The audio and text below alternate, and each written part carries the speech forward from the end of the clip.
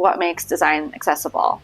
We have ADA, which is the minimum standard for the Americans with Disabilities Act for making spaces accessible. What really makes a space accessible is the application of universal design principles, which really goes above and beyond that minimum standard to fit the widest range of abilities that people have. So there are 7 principles, and that's equitable use, flexibility in use, simple and intuitive, perceptible information, tolerance for error, low physical effort, and space for approach and use. A good sign for accessible design is not really having to think too hard about when you're functioning in this space. Do you flow through this space easily? Is it easy to navigate in? Is the sequence of events natural?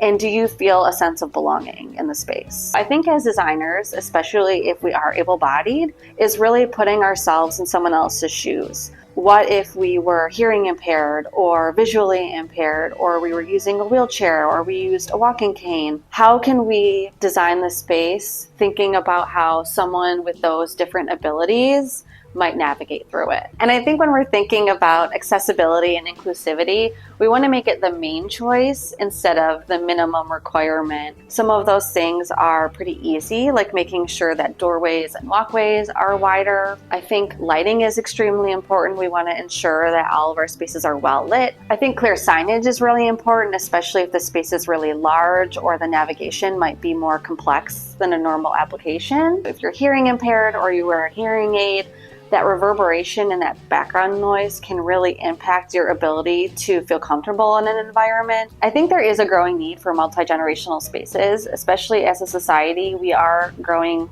older and we are healthier for longer than we have been in the past. And so there is this desire to have as much autonomy for as long as possible. And we want to still be able to foster that connection. So there are certain things in multi-generational spaces we can really pay attention to. There are things like contrast. It is more perceivable for someone, especially as our vision fades. When we're looking at millwork details, there are things like knobs versus a handle, whereas a handle, especially as our dexterity fades over time, or even as a child, you're gaining that dexterity. So a handle will have more surface area and be easier to grab onto as opposed to a knob. So little things like that that you can incorporate into your space will really make a big impact.